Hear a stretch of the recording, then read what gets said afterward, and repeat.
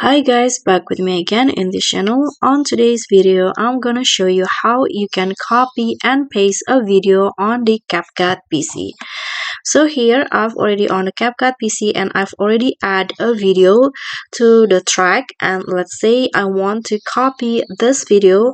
So what you need to do, there are two options. You can use the shortcut on your keyboard, or you can also use the mouse or cursor by right click on the clip, and there will be an option to copy.